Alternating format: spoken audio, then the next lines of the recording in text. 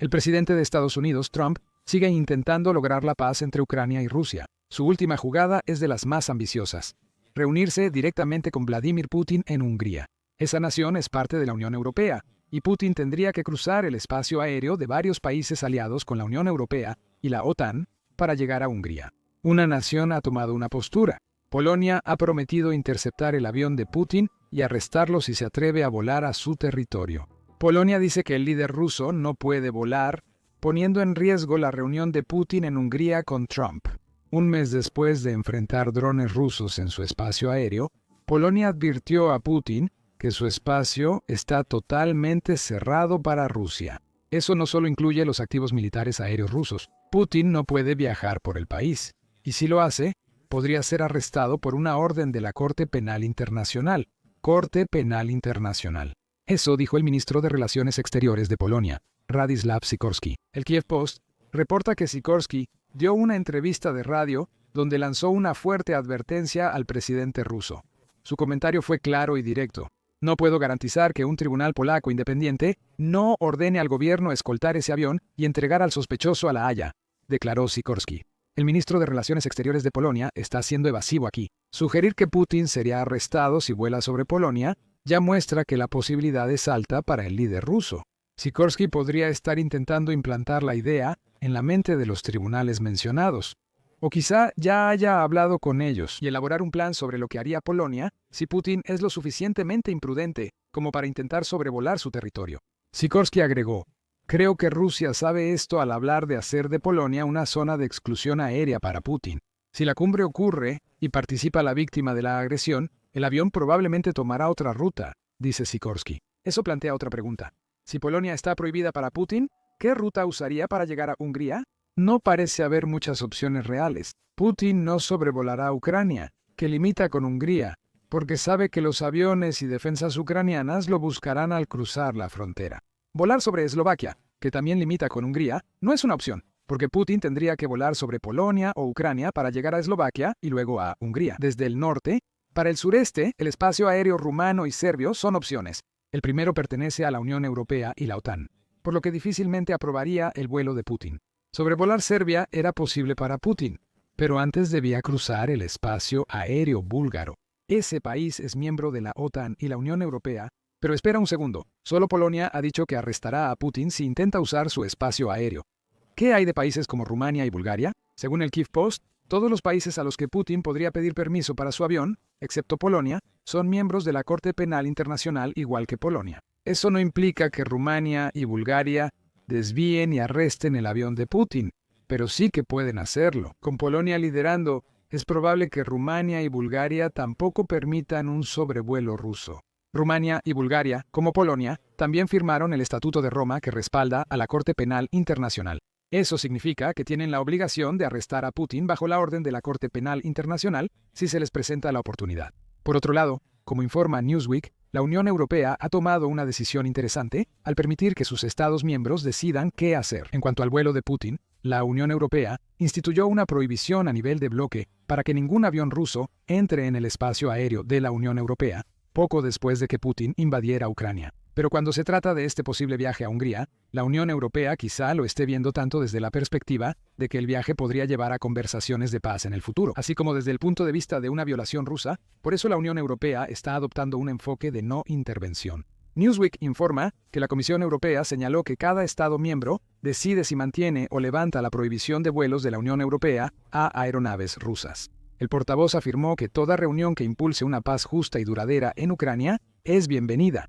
La reunión de Trump y Putin en Hungría podría considerarse un paso hacia la paz. ¿Sería eso suficiente para convencer a los miembros de la Unión Europea y a los estados signatarios de la Corte Penal Internacional de permitir el paso de Putin?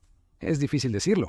La otra opción de Putin, posiblemente más segura, es tomar una ruta larga por Turquía y varios estados balcánicos para entrar a Hungría desde el sur.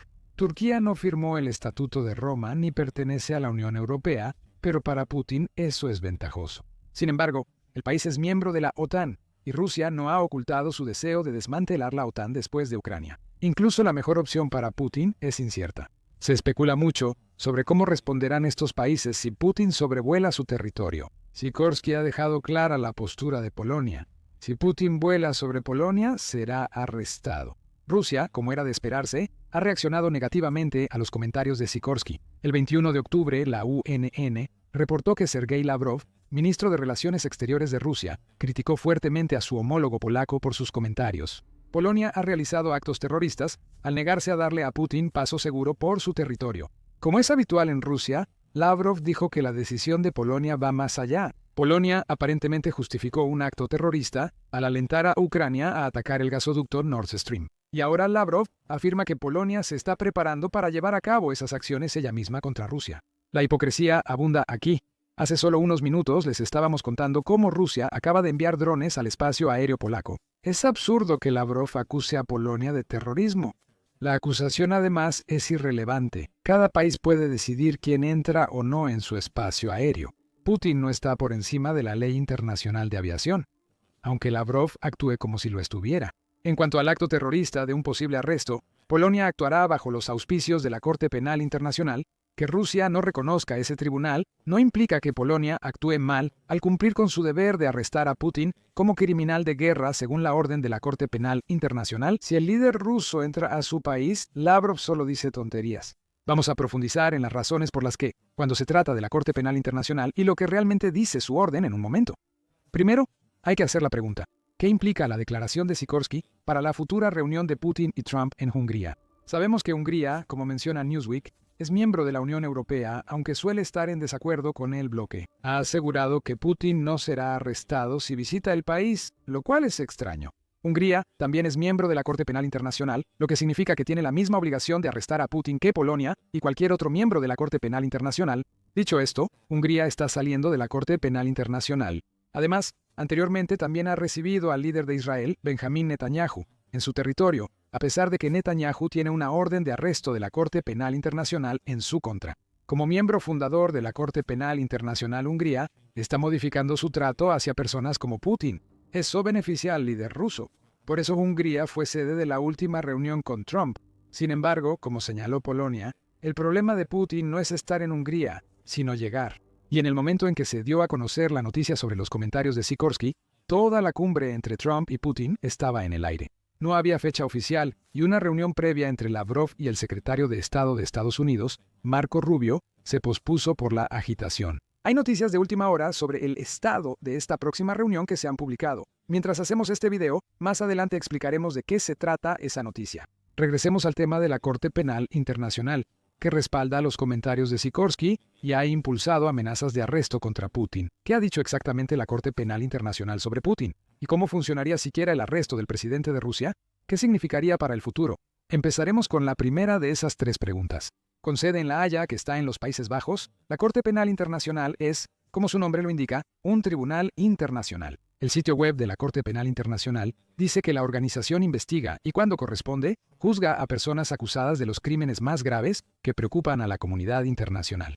Genocidio, crímenes de guerra, de lesa humanidad y agresión. La mayoría del mundo reconoce y participa activamente en la Corte Penal Internacional como signatarios del Estatuto de Roma. Este Tratado de las Naciones Unidas básicamente obliga a cada signatario a cumplir con los arrestos basados en cualquier orden emitida por la Corte Penal Internacional. Actualmente, 125 naciones son estados parte del Estatuto de Roma, incluyendo Polonia. Técnicamente, lo que esto significa es que Polonia realmente no tiene opción sobre si arresta a Putin o no. Como miembro de la Corte Penal Internacional, Polonia debe cumplir el Estatuto de Roma. Así volvemos a lo que la Corte Penal Internacional dice sobre Putin. Nada de eso es bueno. La Corte Penal Internacional emitió una orden de arresto contra el presidente de Rusia hace unos 2 años y medio. La orden se oficializó el 17 de marzo de 2023, cuando la Corte Penal Internacional anunció que busca arrestar a Putin por crímenes de guerra cometidos en su invasión a Ucrania. Bajo la dirección de Putin, la Corte Penal Internacional dice que Rusia ha estado deportando y transportando ilegalmente a miembros de la población ucraniana, incluidos niños, desde que comenzó la guerra. Eso es un crimen de guerra. Putin tiene responsabilidad penal individual por estar involucrado en las deportaciones y por el escaso control sobre el ejército ruso que permitió estos crímenes. Putin no puede decir que desconocía los crímenes que se le imputan. Aunque quizá no supiera nada, su falta de control sobre el ejército ruso lo haría culpable.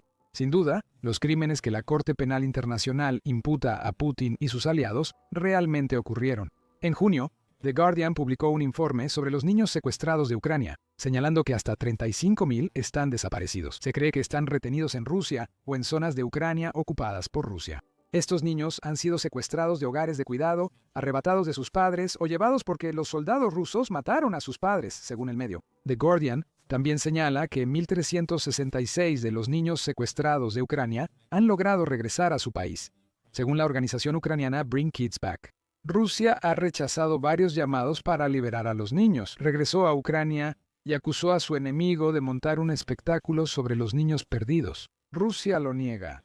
¿Y qué más hay de nuevo? No debería sorprendernos la reacción de Rusia ante la orden de la Corte Penal Internacional contra Putin. Ucrania World analizó esa reacción en abril de 2023. Agregó que, además de los niños mencionados, al menos 25 millones de ucranianos ya habían sido desplazados durante la invasión de Putin. Eso solo le da más credibilidad a los cargos de la Corte Penal Internacional. Sin embargo, es precisamente esa credibilidad la que Rusia pone en duda. Argumenta que, al no firmar el Estatuto de Roma, Rusia y su pueblo no pueden ser juzgados por la Corte Penal Internacional. Es cierto que Rusia no forma parte de la Corte Penal Internacional.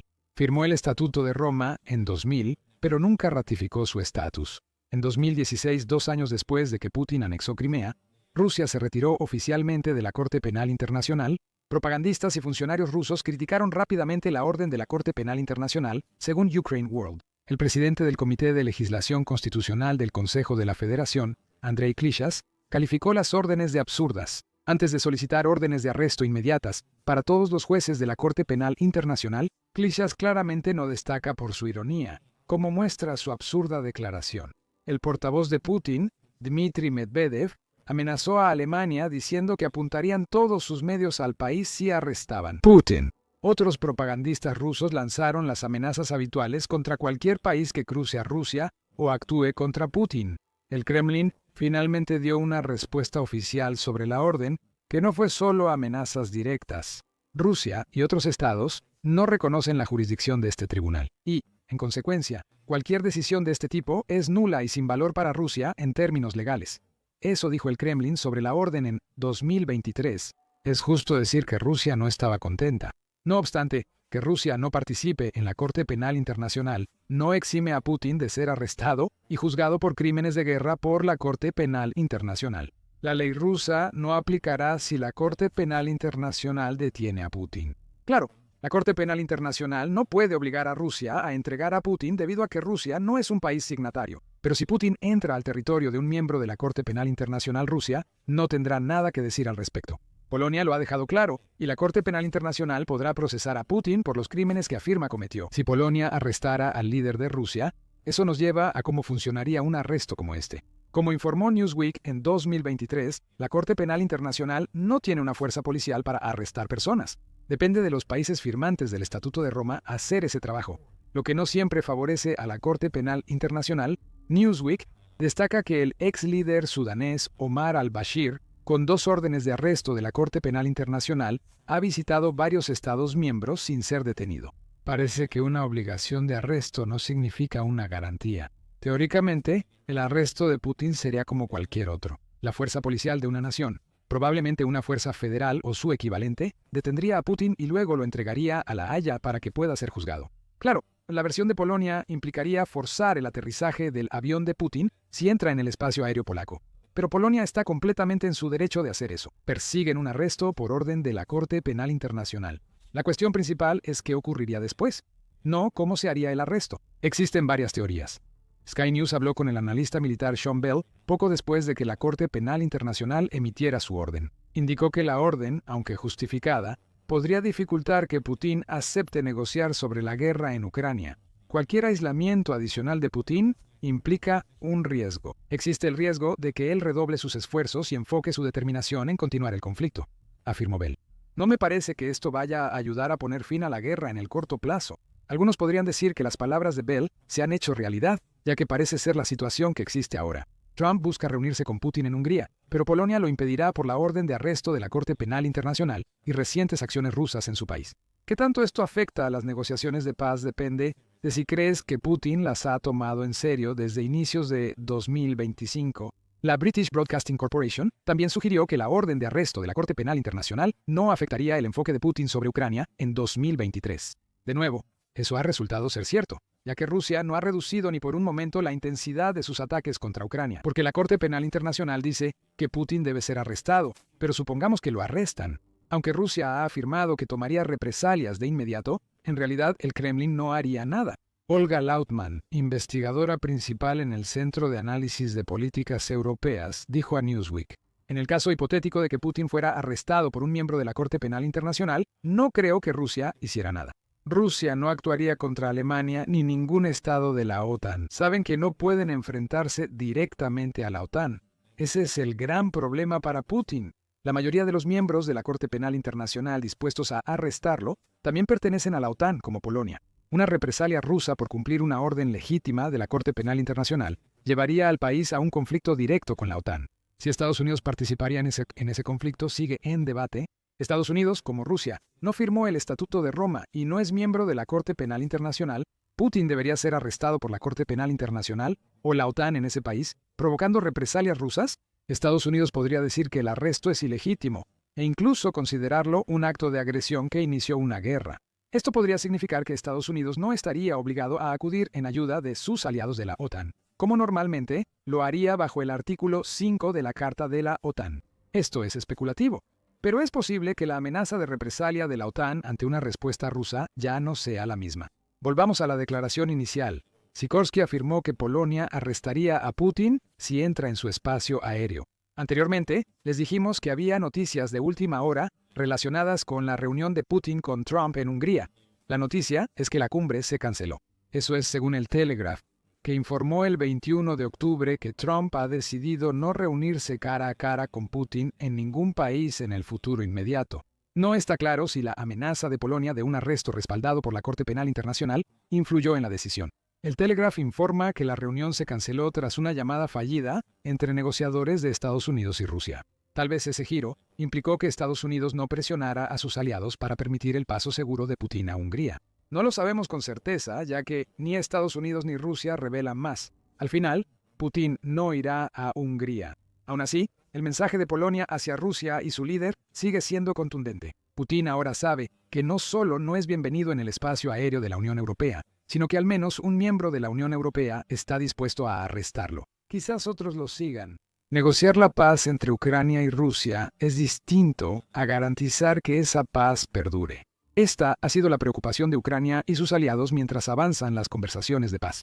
Como todos saben, lo que dice Putin y lo que hace a menudo no es lo mismo. Para que la paz se mantenga, Ucrania necesita garantías de seguridad, y ahora parece que las va a obtener. Tropas europeas listas para entrar a Ucrania. La cuenta regresiva inicia ahora. Eso dice el Reino Unido, líder de la coalición de los dispuestos. Este grupo de naciones básicamente equivale a la garantía de seguridad de Ucrania. Como ha dicho la coalición en el pasado, está dispuesta a hacer lo que sea necesario, incluso desplegar tropas en Ucrania, para asegurar que se mantenga cualquier acuerdo de paz. El secretario de Defensa británico, John Healey, acaba de reforzar esa opción. En un discurso en Londres, el 20 de octubre, Healey afirmó que la paz es posible antes de agregar algo más. Si el presidente Trump puede negociar una paz, entonces estaremos listos para ayudar a asegurar esa paz a largo plazo. ¿Qué implica asegurar esa paz a largo plazo? Healey lo detalló más. Según la British Broadcasting Corporation, Healey afirmó que las tropas del Reino Unido están listas para desplegarse y no están solas. Agregó que varios en la coalición de los dispuestos están de acuerdo y que el despliegue se planea desde hace tiempo.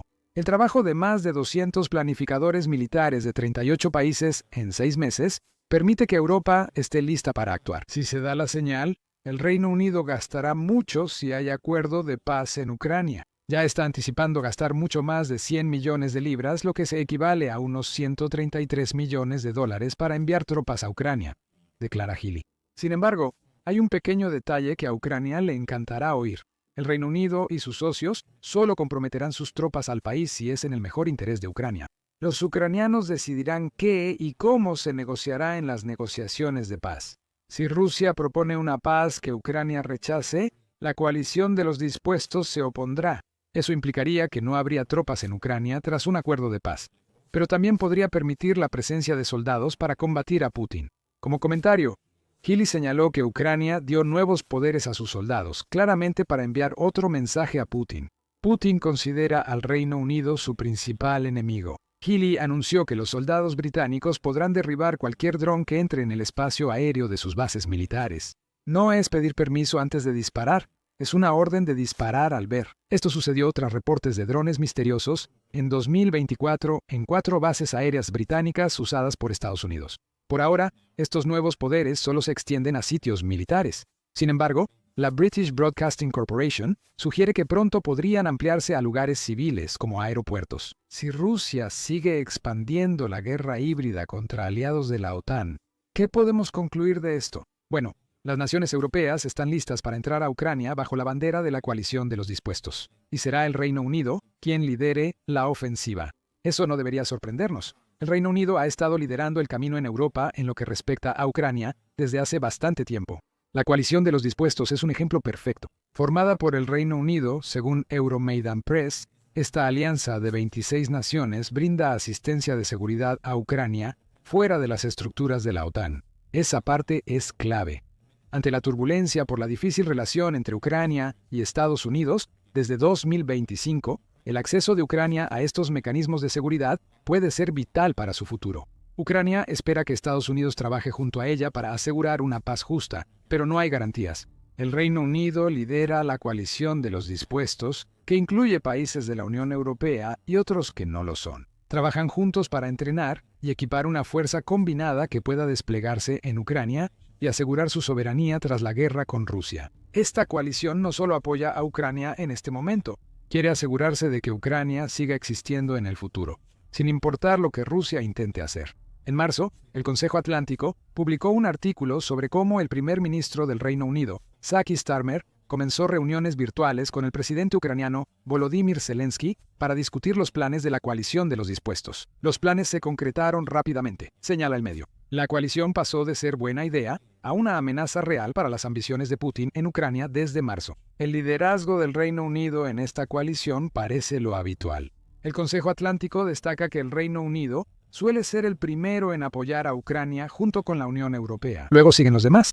Ejemplos incluyen que el Reino Unido fue la primera nación europea en ofrecer misiles de crucero de largo alcance y tanques de batalla modernos a Ucrania, algo que otras naciones han hecho desde entonces. Quizás que Reino Unido ya no esté en la Unión Europea tras el referéndum del Brexit de 2016 implique menos burocracia para ayudar a Ucrania. Quizá el país solo actúe más rápido que otros de la Unión Europea. El Reino Unido claramente saca provecho de esto. Al apoyar a Ucrania tras el Brexit, Gran Bretaña demuestra seguir siendo relevante en asuntos internacionales y la seguridad europea. El Consejo Atlántico indica que el apoyo británico a la guerra en Ucrania ayudó a superar tensiones del Brexit y a forjar alianzas con países europeos como Alemania, Francia e Italia. A Ucrania no le importarán las otras razones por las que el Reino Unido está tan interesado en ayudarle a asegurar su soberanía. Todo lo que le importa es el compromiso. El Reino Unido dejó claro a Ucrania y Rusia que está listo para actuar si se le pide. En aún mejores noticias para Ucrania, parece muy poco probable que el Reino Unido vaya a titubear en su sólida demostración de apoyo. Esto se refleja en la asociación de 100 años creada en enero entre Ucrania y el Reino Unido. Claramente la nombraron así para atraer titulares. Esta asociación busca mostrar que el Reino Unido confía en la soberanía duradera de Ucrania. Para que Ucrania sea soberana, Rusia debe fracasar en su invasión. Un siglo de asociación ciertamente sugiere que Ucrania no tiene nada de qué preocuparse en cuanto al apoyo para su lucha. Sin embargo, Ucrania también sabrá que la voluntad del pueblo de un país influye mucho en lo que ese país hace. La fuerza de voluntad es el arma secreta e impulsora de Ucrania mientras lucha intensamente contra Rusia, porque la gente del país no quiere regresar a la oscura época soviética. En el Reino Unido, la voluntad del pueblo parece estar con Ucrania. Según los resultados publicados por YouGov, una empresa global que recopila opiniones públicas, descubrió que menos personas del público británico creen que un acuerdo de paz justo para Ucrania sea menos probable ahora que al principio del año. El 66% del público cree que Ucrania podría ceder territorio. Además, el 57% de la población del Reino Unido reaccionaría negativamente en este caso. En otras palabras, la mayoría del Reino Unido cree que Ucrania no debería ser obligada a ceder ningún territorio. El encuestador halló que 65% en Reino Unido cree que Rusia atacaría a Ucrania otra vez en 10 años tras un acuerdo de paz. Esto resalta la importancia de la coalición de los dispuestos y sus garantías de seguridad. Lo más relevante para Ucrania es que el 80% en Reino Unido quiere que gane la guerra. Del 80%, el 87% afirma que le importa mucho el resultado. Esto significa que el 69% de las personas en el Reino Unido quieren y les importa que Ucrania gane. Este es un gran apoyo público de un país que no está en guerra directa con Rusia. Esto indica que es improbable que la opinión pública desvíe al Reino Unido de apoyar a Ucrania pronto. Todo esto nos lleva de regreso a la coalición de los dispuestos y al papel del Reino Unido como líder de esa coalición. Healy no solo está insinuando que el Reino Unido está listo para desplegarse en Ucrania, lo está diciendo abiertamente. También confirmó que varios miembros de la coalición creada por Reino Unido se unirán y desplegarán tropas en el terreno. Tan pronto como se acuerde un acuerdo de paz adecuado y Ucrania esté lista para aceptar una garantía de seguridad apropiada, ¿cómo sería esta fuerza? Healy confirma que los planes llevan meses en marcha y han involucrado a al menos 200 personas, pero no explica cómo se desplegaría la coalición de los dispuestos. Es probable que Healy se mantenga reservado sobre el tema, porque cualquier despliegue tendría que hacerse en cooperación con Ucrania, y es posible que Ucrania no quiera revelar lo que la coalición ha planeado todavía. Podemos especular, y hay varias ideas sobre cómo sería el despliegue. En agosto, la coalición de los dispuestos empezó a debatir seriamente enviar tropas a Ucrania. Deutsche Welle analizó cómo sería un posible despliegue de tropas europeas en Ucrania. Se sugiere que los soldados europeos actúen como fuerzas de paz, igual que las tropas de la Organización de las Naciones Unidas mundialmente.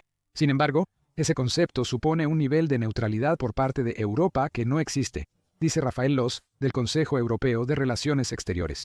El mantenimiento de la paz es lo más similar al sistema de la Organización de las Naciones Unidas. Estas fuerzas observan a las partes en conflicto en una situación tensa después de un alto al fuego, dijo Loss a EWA. No creo que ese papel encaje con lo que quieren los ucranianos ni cómo se ven los europeos. No son neutrales en este conflicto y quieren que se les vea del lado de Ucrania. Aún así, si se optara por la ruta de los cascos azules, probablemente esto implicaría el despliegue de unos pocos miles de tropas ligeramente blindadas a lo largo de las líneas de contacto.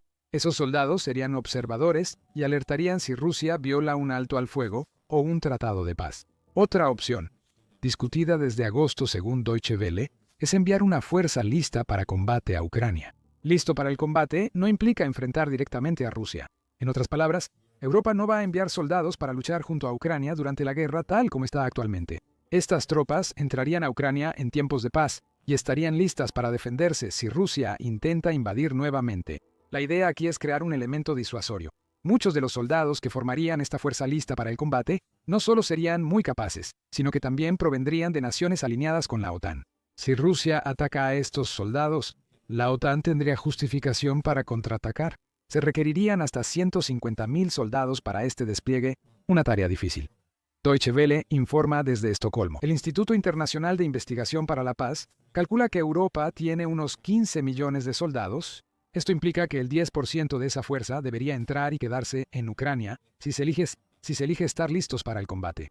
En septiembre, el Consejo Atlántico indicó que las acciones de la coalición de los dispuestos en Ucrania dependen de la disposición de sus miembros. El Reino Unido afirmó estar dispuesto a enviar tropas y sugirió que otros países europeos también. Pero el despliegue final depende de desacuerdos en la coalición. El medio señala que el deseo europeo de evitar una confrontación militar directa con el Kremlin limita seriamente el alcance de cualquier fuerza de garantía. Sin embargo, este enfoque cauteloso no implica que una presencia militar europea en Ucrania sea inútil. El Consejo Atlántico agrega que, más allá del impacto de las tropas en el terreno, la coalición de los dispuestos también podría ser capaz de proporcionar apoyo aéreo a Ucrania. Piensa en algo similar a las misiones de patrullaje aéreo de la OTAN, que implican la vigilancia de los cielos aliados en busca de amenazas. La coalición de los dispuestos podría actuar como red de reporte y respuesta si es necesario, para asegurar que Rusia no se salga con la suya usando las tácticas de guerra híbrida que actualmente está intentando con la OTAN. El desacuerdo dentro de la coalición puede ser un factor limitante. Otro es el gran elefante en la habitación. Lo que el Reino Unido está dispuesto a entregar depende de que Ucrania y Rusia acuerden la paz. Y tiene sentido que el despliegue de tropas europeas en Ucrania, bajo cualquier capacidad, estará sujeto a la aprobación de Rusia como parte de ese acuerdo. Ya se ha hablado de fuerzas europeas en Ucrania, y Rusia siempre ha dicho que no lo aprobaría. Ese fue el caso en agosto, cuando The Guardian informó que Rusia había insistido en que debería tener poder de veto sobre cualquier apoyo posterior a la guerra ofrecido a Ucrania. Esa solicitud se produjo después de la reunión de Putin con el presidente de Estados Unidos, Donald Trump, en Alaska. Eso arruinó los planes de las fuerzas europeas que buscaban dar seguridad a Ucrania. Sergei Lavrov, ministro de Relaciones Exteriores de Rusia, afirmó que cualquier propuesta europea para enviar tropas a Ucrania sería una intervención extranjera inaceptable para Rusia. ¿Recuerdas el tema de la neutralidad que mencionamos antes con el Plan de Mantenimiento de la Paz? Este es ese problema llegando a su punto crítico. Esto implica que el Reino Unido y sus socios quizá deban decidir. Lo ideal sería lograr un acuerdo de paz justo. Y Rusia dice que está de acuerdo con que Europa envíe tropas a Ucrania en cualquier capacidad que sea necesaria para asegurar que se mantenga la paz. Ese escenario ideal es poco probable, lo que genera un segundo posible escenario. La coalición de los dispuestos entrará, le guste o no, a Putin. Este escenario podría escalar mucho, pero tal vez sea necesario para la coalición de los dispuestos. Parece que no habrá un acuerdo de paz pronto. Healy hizo sus comentarios el 20 de octubre específicamente porque Trump planeaba reunirse con Putin en Hungría para discutir los términos de la paz. Se menciona que Trump podría influir en un acuerdo de paz, ya que el presidente de Estados Unidos ha cambiado de opinión sobre este tema recientemente. El 23 de septiembre, Trump apoyó totalmente a Ucrania, diciendo que puede recuperar todo su territorio. Antes de reunirse con Putin en Hungría, Trump sugirió que la paz implicaría congelar las líneas de batalla actuales. Esto implicaría que Ucrania entregue gran parte de Donbass a Putin, algo que Ucrania no permitirá. Después de reunirse con Zelensky y proponer ceder territorio, Trump dijo a periodistas, «No creo que lo hagan». Al preguntarle si Ucrania puede ganar la guerra, respondió, «¿Podrían ganarla? Nunca dije que lo harían. La guerra es muy extraña. Muchas cosas malas pasan», agregó Trump. Trump parece no poder decidirse. Al final no parece que vaya a importar. El Telegraph informó el 21 de octubre que se cancelaron las conversaciones de paz en Hungría. Según el medio, Rusia rechazó los términos de alto al fuego propuestos por Estados Unidos. Antes de la reunión en Hungría, Lavrov y el secretario de Estado de Estados Unidos, Marco Rubio, hablaron por teléfono. Según el Telegraph, la discusión se volvió tensa cuando Lavrov aseguró que Rusia no aceptaría la propuesta estadounidense, que la línea del frente actual se congele en un alto al fuego. Estados Unidos parece haber cambiado todo este intercambio. La Casa Blanca calificó la llamada tensa como productiva y lo afirmó. No se requiere otra reunión presencial entre el secretario y el ministro de Relaciones Exteriores. ¿Y no hay planes para que el presidente Trump se reúna con el presidente Putin en el futuro inmediato? Como la reunión en Hungría ha sido noticia estos días, parece una declaración extraña. Es más probable que Rusia se haya negado a ceder en sus demandas. Quizás ve debilidad en Estados Unidos y está dispuesto a presionar a Ucrania para ceder territorio. La paz que algunos en Europa esperaban tras la reunión entre Putin y Trump no ocurrirá. Las negociaciones siguen estancadas. Las implicaciones para el Reino Unido y su coalición siguen siendo inciertas. Europa podría desplegarse, pero sin un acuerdo de paz no es posible. Es decir, a menos que la coalición esté dispuesta a enfrentar la ira de Rusia que le espera al desplegarse en Ucrania, mientras la guerra sigue activa. Si eso pasa, Rusia retrocederá o habrá guerra en toda Europa, solo el tiempo lo dirá. Ucrania ya no solo está luchando en las líneas del frente, combatiendo a las fuerzas rusas en regiones ocupadas como Luhansk y Donetsk. Ahora libra una segunda guerra secreta al otro lado de la frontera y en Rusia. En el oeste, centro y este de Rusia, drones y misiles ucranianos son más frecuentes, atacando edificios militares e infraestructuras clave desde el cielo. Con el aumento de estos ataques, al presidente ruso Vladimir Putin le resulta más difícil asegurar a su pueblo que todo está bien. Poco a poco, la ilusión de seguridad que se esfuerza tanto en crear está siendo destruida. Muchos rusos están despertando a la dura realidad de este conflicto. Este fenómeno está ocurriendo en toda Rusia, pero es especialmente prevalente en la región de Briansk, que se encuentra en el oeste de Rusia, entre Ucrania al sur y Bielorrusia al norte. Hogar de más de 11 millones de personas y extendiéndose a lo largo de 13.458 millas cuadradas, la cercanía de Briansk con Ucrania la ha convertido en un objetivo popular para las fuerzas de Kiev. Con la creciente presión en la zona, a los funcionarios locales les cuesta más convencer a la gente de que todo está bien. No tienen nada que temer. Hace unos días, la noche del 20 de octubre, ocurrió la última incursión ucraniana en Briansk. Es interesante comparar cómo el Kremlin informó sobre el hecho y cómo lo hicieron los medios locales de Briansk. En Moscú, El Ministerio de Defensa ruso emitió un comunicado sencillo reconociendo eso. Solo 2 drones ucranianos cruzaron la frontera desde Cherníhiv, Ucrania, hacia Briansk, antes de ser derribados por la defensa aérea rusa. El comunicado oficial indicó que no hubo heridos, muertos ni daños en la zona. Si ese informe es preciso, entonces parece que fue un incidente totalmente insignificante, que apenas vale la pena reportar o discutir en mayor detalle. El ejército ruso detectó un par de drones y los derribó, y eso fue todo. Eso es lo que el Kremlin quiere que todos piensen. Sin embargo, al investigar un poco más a fondo esta historia, las agencias de noticias locales de Bryansk presentan una imagen muy diferente de los hechos, una imagen mucho más caótica y preocupante desde el punto de vista de Rusia. Informes de la ciudad de Klincy, que tiene alrededor de 60.000 habitantes y está situada en la esquina suroeste de la región de Bryansk, a poca distancia de las fronteras tanto con Bielorrusia como con Ucrania, afirman que la noche estuvo llena de drama y miedo para la población local. Según sus relatos, las alertas y sirenas de ataque aéreo sonaron toda la noche, junto con cañones antiaéreos y ametralladoras disparando al cielo en un intento desesperado por derribar drones ucranianos. Imágenes compartidas en el canal de Telegram Astra muestran el mensaje de alerta de ataque aéreo repitiéndose en la televisión de un residente de Klincy. Informes locales señalan que hubo varios impactos de drones y daños tanto a edificios como a un residente. Un adolescente resultó herido en el lugar. Un canal local de noticias en Telegram, llamado Escuchamos a Klincy, ofreció un relato detallado de los hechos de la noche. Durante la noche, los nazis ucranianos atacaron la ciudad de Klincy utilizando vehículos aéreos no tripulados de ala fija, UAVs. Por acciones de las Fuerzas Armadas ucranianas, un adolescente nacido en 2010 resultó herido. Un equipo de ambulancia atendió al niño en el lugar.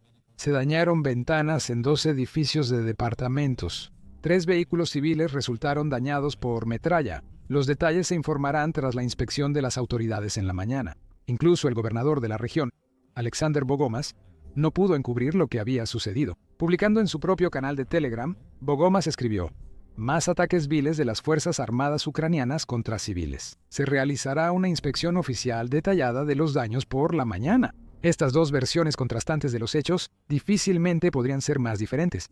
Las declaraciones del Ministerio de Defensa ruso indican que no pasó nada relevante en Briansk el 20 de octubre. Varias agencias de noticias locales y el gobernador regional informaban sobre ataques viles y nazis ucranianos bombardeando su región y dañando vehículos y edificios.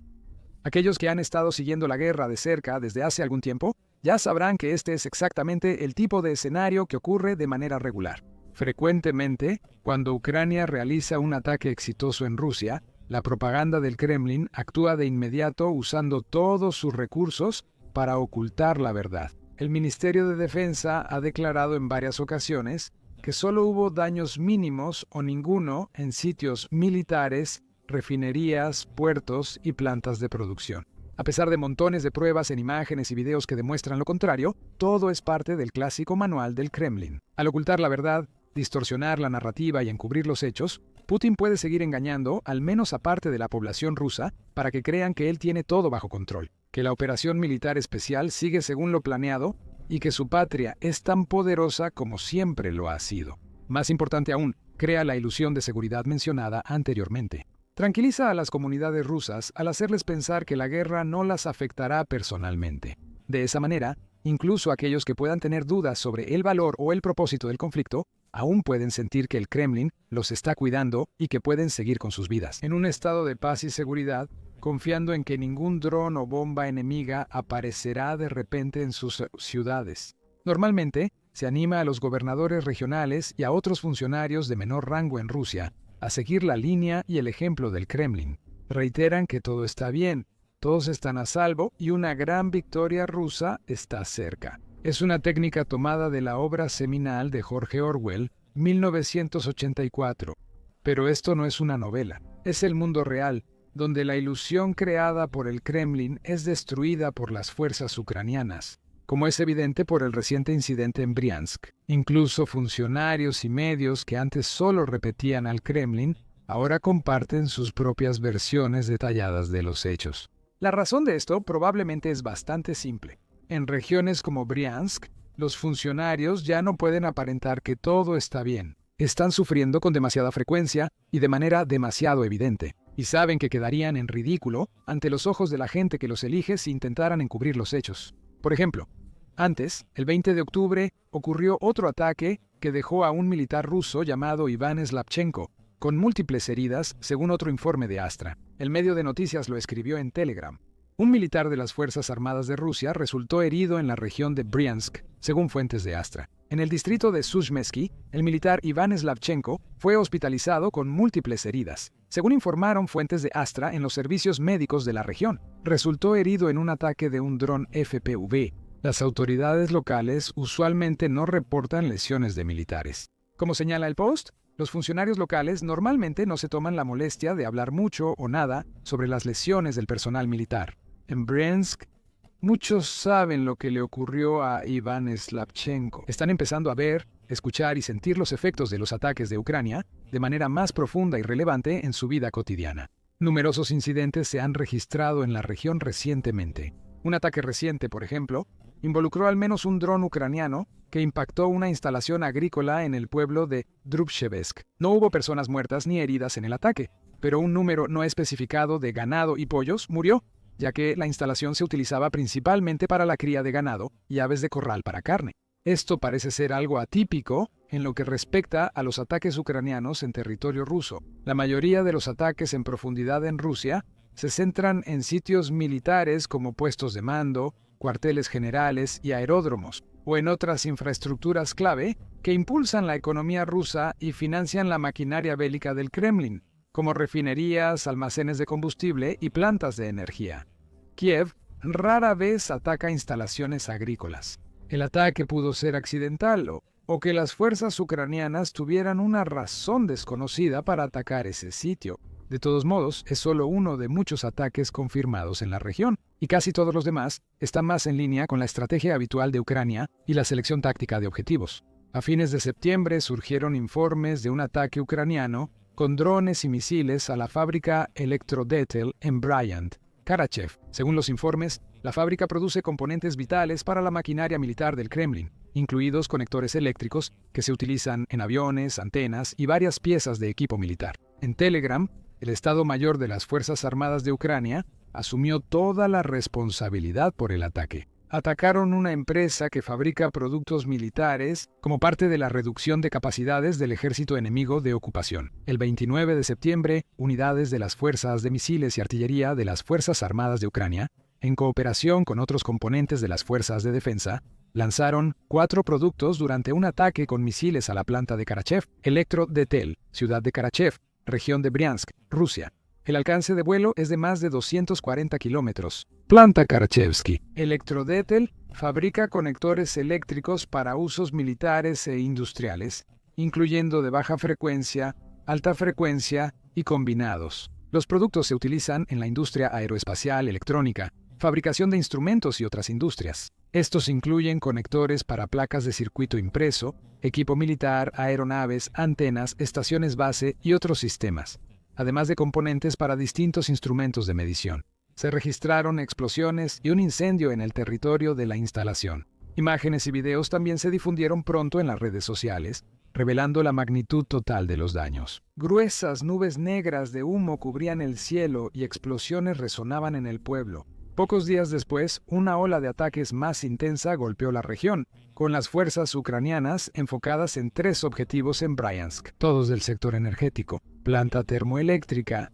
subestación eléctrica y estación de bombeo de oleoducto en Klincy. Astra informó que la región de Bryansk fue atacada con misiles la noche del 6 de octubre. Al menos 2 misiles ucranianos impactaron la planta termoeléctrica en Klincy. Por daños en el centro de distribución de gas, se suspendió el suministro a la planta. Esa noche, más de la mitad de los residentes de la ciudad se quedaron sin calefacción, según fuentes del Ministerio de Situaciones de Emergencia de Rusia. Astra no conoce el tipo de misiles utilizados en el ataque. Anteriormente, Astra geolocalizó imágenes de Klincy después del bombardeo. La central térmica Klintsov-Sakaya, planta termoeléctrica, es una planta de energía de cogeneración a gas en la ciudad de Klincy, Oblast de Bryansk. Es la principal fuente de calor de la ciudad. La estación de despacho de la línea A10 Steelhorse, en Bryansk, fue atacada otra vez durante la noche. Esta estación lineal de producción y control es de Transneft-Druzhburg, sociedad anónima bursátil de compañía de responsabilidad limitada de capital variable. La estación fue atacada previamente el 22 de septiembre, según informó Astra. La subestación eléctrica Nato-Povichi fue atacada y causó cortes de energía de 1 hora en 2 distritos. 3 objetivos fueron eliminados en el transcurso de una sola noche. Decenas de miles de personas se quedaron sin calefacción en sus hogares. Residentes observaban desde las ventanas mientras misiles ucranianos cruzaban el cielo e incendios lo iluminaban. En Rusia ocurren historias similares y con tanta gente viendo literalmente estos ataques con sus propios ojos, y muchos desafiando la ley del Kremlin al grabar los incidentes con sus cámaras y compartir las imágenes en línea. Ya no es posible para Putin y sus innumerables funcionarios obedientes actuar como si todo estuviera bien.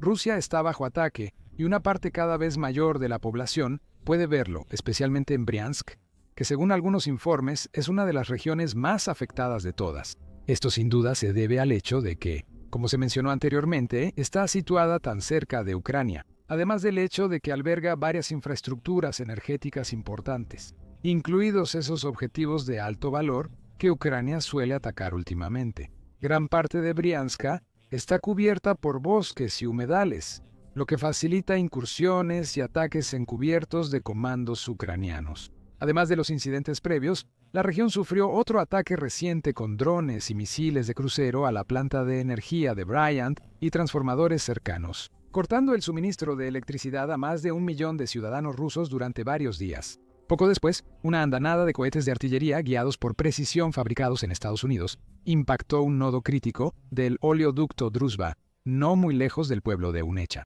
Ucrania ha creado fuerzas operativas tras las líneas enemigas, atacando infraestructura rusa desde dentro y sorprendiendo al enemigo. El 19 de octubre, el Kiev Post informó que saboteadores del movimiento partisano Atesh usaron dispositivos incendiarios para destruir una torre de comunicaciones en el distrito fronterizo de Chukov.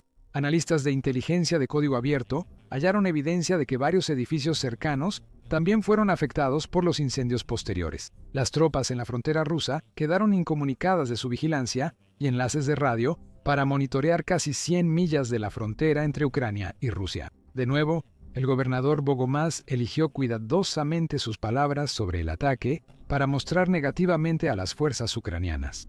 Esta noche, terroristas ucranianos intentaron sabotear la infraestructura de comunicaciones en el distrito de Yukov. Este acto cobarde dejó incomunicados a nuestros guardias fronterizos por horas, poniendo en riesgo a tropas y civiles. Perseguiremos a estos saboteadores y restauraremos el orden. Briansk no cederá ante la agresión de Kiev.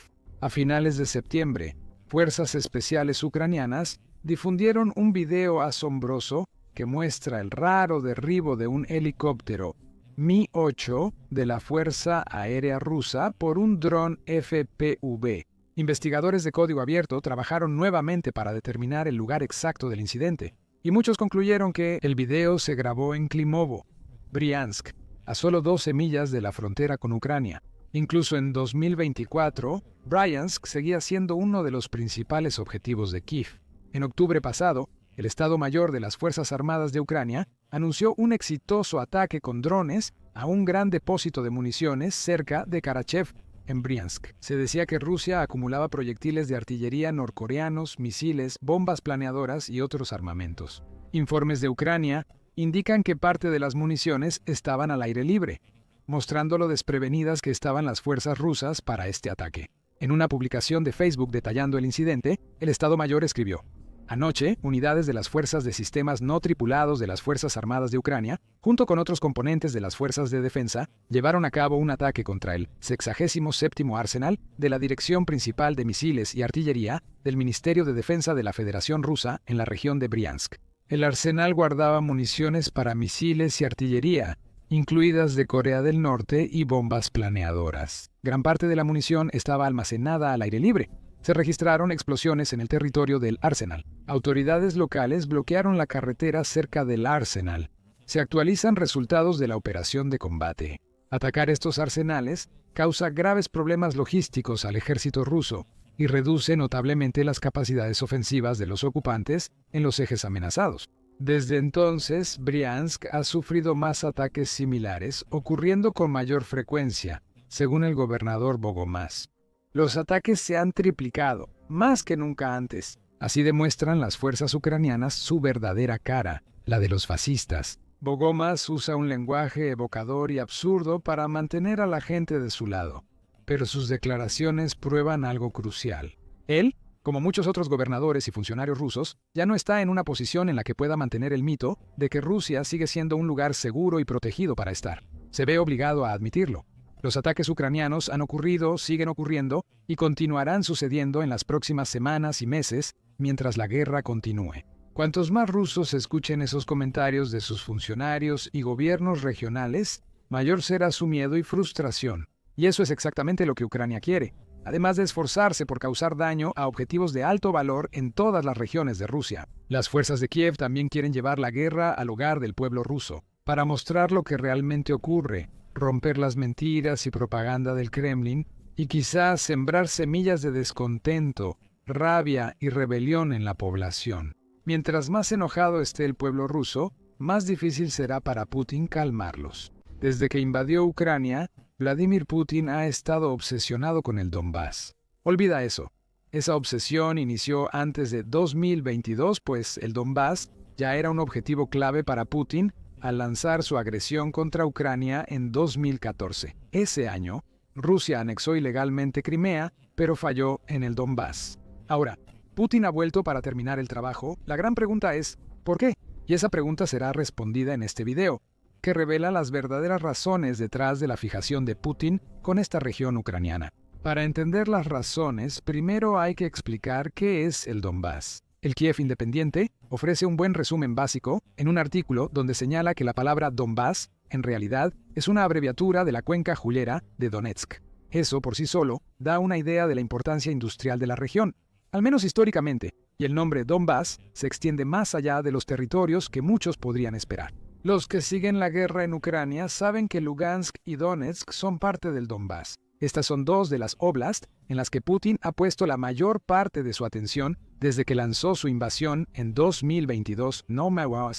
Rusia actualmente ocupa el 99% de Lugansk y alrededor de 3/4 partes de Donetsk, lo que resalta cómo estas oblasts son clave para la campaña de Putin. En conjunto, Al Jazeera dijo en agosto que Rusia controla aproximadamente el 88% de la región de Donbass. Sin embargo, el Donbass también incorpora la Oblast de Dnipropetrovsk y, según algunas definiciones históricas, incluye partes de la Oblast de Dnipropetrovsk y partes de la Oblast de Rostov. En Rusia, Lugansk y Donetsk acaparan los titulares y hay una razón para ello. Estas dos regiones conforman el núcleo del Donbass, afirma el Kiev Independiente, y han servido como potencias económicas durante décadas.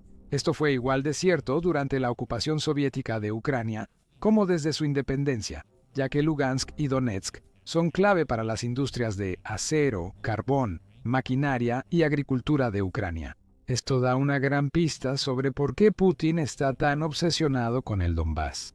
La principal razón a tratar es quizá la más ligada a la guerra que Putin libra en Ucrania. El líder de Rusia quiere tanto el Donbass porque la región es una fortaleza absoluta. Actualmente, Ucrania usa esa fortaleza para defenderse, siendo el Donbass la principal línea que impide el avance ruso hacia Kiev. Para Rusia, reclamar el Donbass implica controlar la fortaleza. Ucrania la está usando también que, a su vez, hace mucho más difícil para Ucrania lanzar contraofensivas significativas. Como indica TVP World, Pokrovsk, Kramatorsk y Sloviansk refuerzan la reputación del Donbass como una región muy difícil de asaltar. Colectivamente, esas ciudades, junto con varias más, conforman lo que se ha conocido como el Cinturón de la Fortaleza.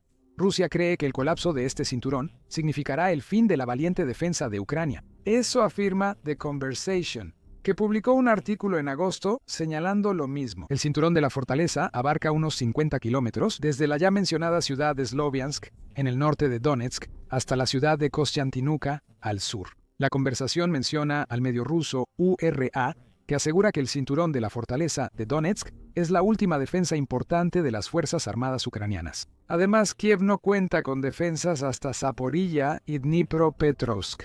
El ejército ruso podría llegar al río Dnieper. Esta afirmación debe tomarse con cautela, ya que proviene de una fuente rusa. Sigue siendo un gran reto para Ucrania mantener el cinturón de fortalezas, Por eso Ucrania ha hecho de ese cinturón una trampa mortal para los soldados rusos. Las fortificaciones del cinturón están protegidas por trincheras, grandes campos minados y barreras antitanque. Los drones ucranianos patrullan constantemente y están listos para atacar en cuanto detectan un despliegue de tropas rusas o una unidad mecanizada. Ucrania ha reforzado estas fortificaciones desde la incursión rusa en Donbass en 2014 y han sido muy efectivas. El ejército ruso ha sufrido más de 113 millones de bajas desde que comenzó la guerra en Ucrania, según el Ministerio de Finanzas de Ucrania. Gran parte de esa cifra ocurrió durante los constantes asaltos rusos a las fortificaciones del Donbass en Ucrania. Controlar el Donbass despejaría las fortificaciones y permitiría a Rusia perder menos soldados en futuros asaltos. También abriría camino al centro de Ucrania, donde Rusia avanzaría más rápido sin el cinturón fortificado. Como dijo Kirill Martynov, quien es el editor en jefe de la Novaya Gazeta, A Current Time, Ucrania también ha invertido mucho en la defensa del Donbass y particularmente en Donetsk. Las exigencias a Ucrania de entregar las partes restantes de la región de Donetsk son poco realistas desde el punto de vista de las futuras capacidades de defensa de Ucrania. Martynov afirma que Putin lleva 11 años intentando conquistar Donetsk y entregársela a él. Esas áreas fortificadas que permanecen bajo control ucraniano son, en efecto, un camino hacia Kharkov y Dnipro.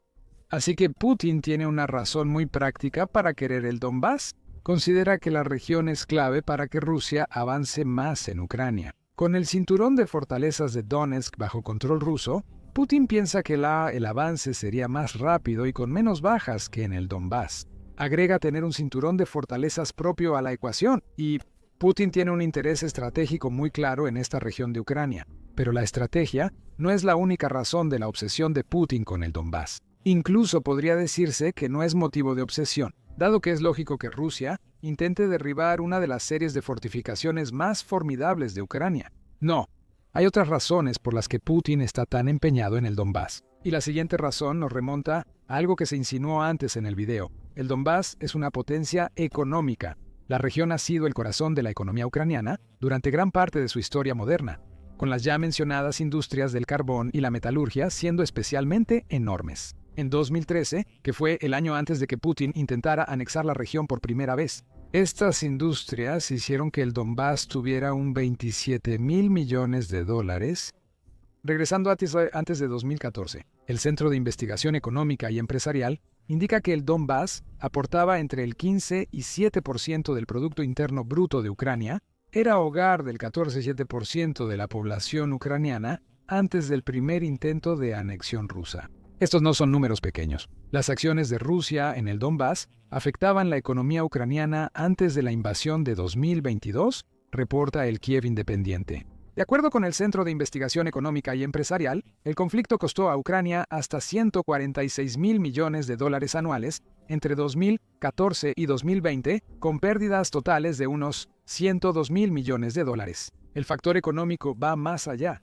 No solo es lo que Rusia puede costarle a Ucrania, eso obsesiona a Putin. El líder de Rusia tiene la mira puesta en el Donbass porque la región tiene un enorme potencial. Los minerales de tierras raras aumentan su valor cada año, y Ucrania posee toneladas. El 5% de las materias primas críticas del mundo están en Ucrania. Según la British Broadcasting Corporation, incluye 90 millones de toneladas de grafito, un tercio del litio y el 7% del titanio de Europa. Estos son solo algunos ejemplos, ya que Ucrania también posee grandes depósitos de plomo, cobre, uranio, berilio, cobalto, plata, níquel, manganeso y otros metales raros. Adivina dónde se encuentra una gran proporción de estos valiosos minerales. La respuesta es Donbass. Lo mismo sucede con Rusia por ocupar gran parte de la región. Los analistas estiman que el Donbass contiene alrededor del 40% de los recursos minerales críticos de Ucrania, que forman parte de un tesoro aún mayor de la riqueza mineral del país, valorados entre 15 y 18 billones de dólares. Cabe aclarar que no todas las reservas de la región serán accesibles, sin importar quién controle el Donbass. Aún así, es una cifra enorme que muestra que el Donbass es un tesoro que Putin quiere abrir desesperadamente. Estados Unidos ciertamente reconoce el valor de la riqueza mineral de Ucrania. Firmó un acuerdo con Ucrania en el que ambos países crean un fondo de inversión para la reconstrucción que utilizará las reservas minerales del país para reconstruirlo después de la guerra. Estados Unidos podrá beneficiarse del fondo al aportar desarrolladores y expertos en infraestructura para supervisar la reconstrucción. Putin no es ni de cerca tan sutil en sus esfuerzos por explotar el Donbass y sus recursos.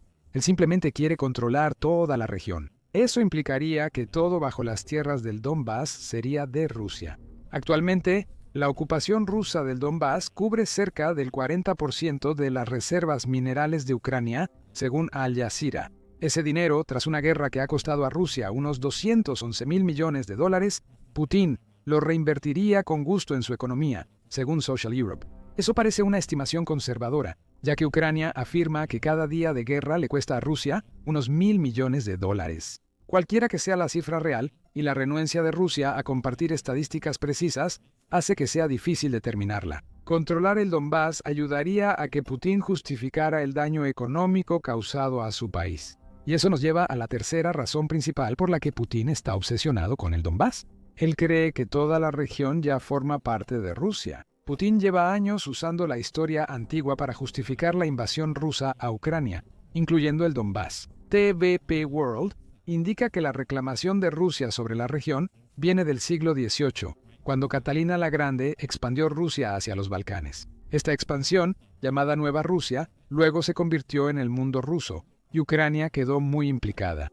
Putin mencionó el concepto de mundo ruso tras la anexión de Crimea. Como intentó anexar el Donbass en ese periodo de agresión, es seguro asumir que busca aplicar ese concepto a la región en conflicto de Ucrania. Por supuesto, Putin suele ignorar la historia previa al control ruso de Ucrania y hechos globales como el colapso de la Unión Soviética que llevaron a la independencia ucraniana. Esos eventos no afectan la visión distorsionada de la historia global que tiene Putin, pues considerarles sería inconveniente para sus objetivos. El presidente de Rusia ha creado y promovido mitos para justificar que el Donbass sea parte de la Federación Rusa. Uno de los mitos más persistentes, según el Kiev Independiente, es que el Donbass pertenece naturalmente a Rusia. Como gran parte de la población de la región habla ruso, el argumento basado en este idioma parece sólido. El idioma aún es común en Ucrania.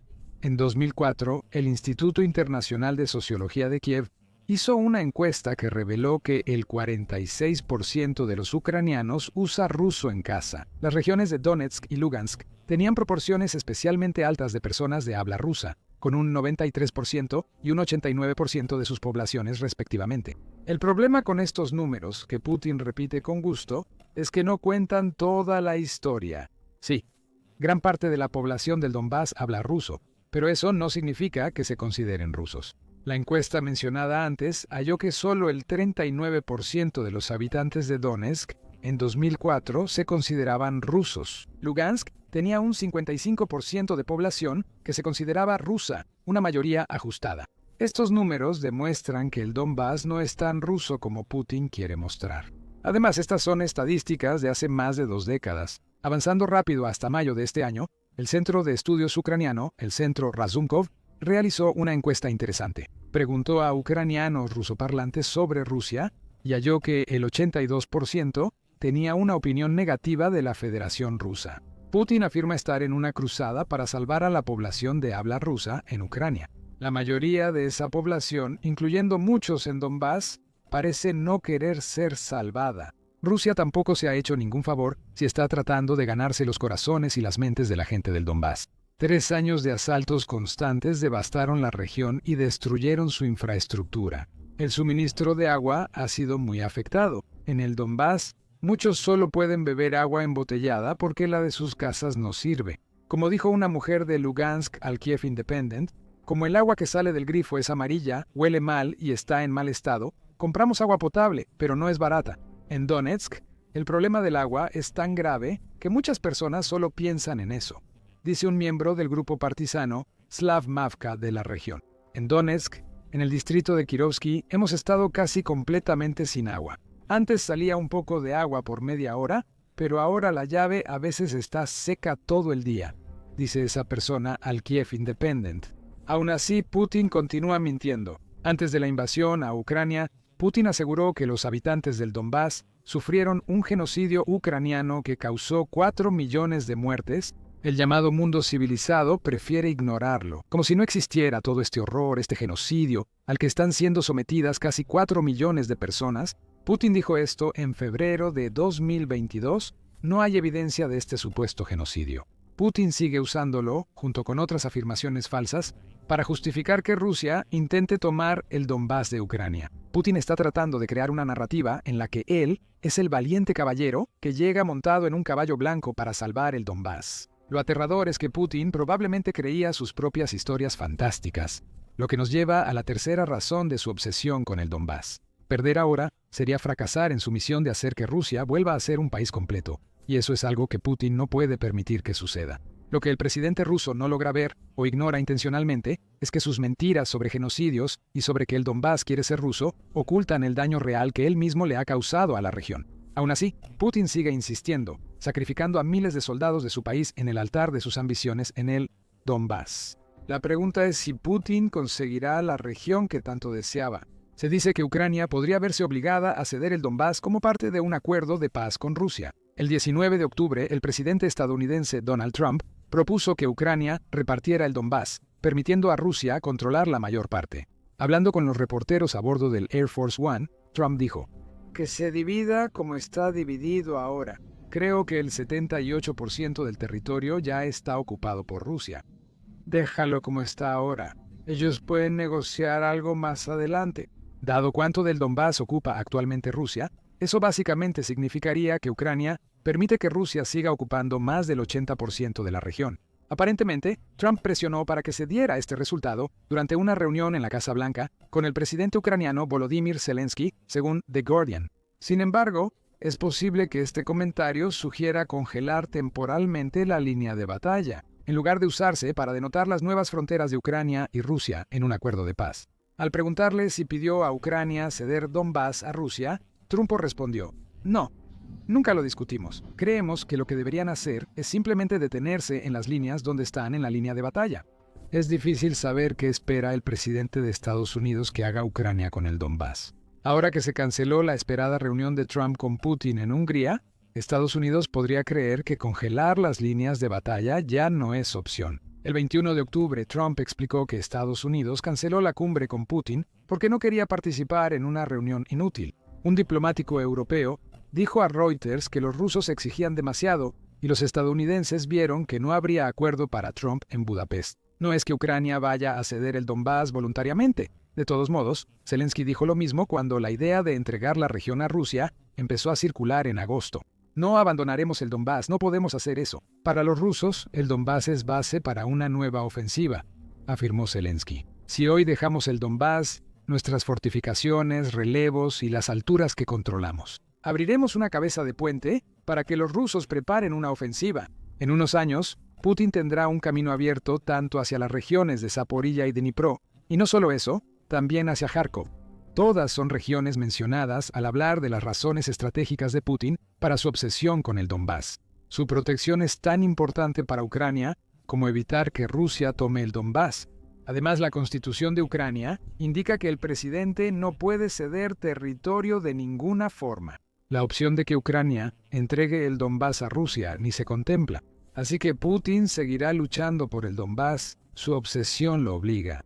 Actualmente, el fracaso de Putin para tomar el Donbás en el tiempo que él esperaba sigue siendo uno de los mayores fracasos de Rusia en la guerra de Ucrania. Hay muchos otros. Hemos explicado cada fracaso ruso en 19 minutos en uno de nuestros videos. Revisa y descubre lo mal que Putin ha gestionado su invasión a Ucrania. Y si te gustó este video, asegúrate de suscribirte a El Show Militar para más análisis sobre la guerra en Ucrania y las razones detrás de ella.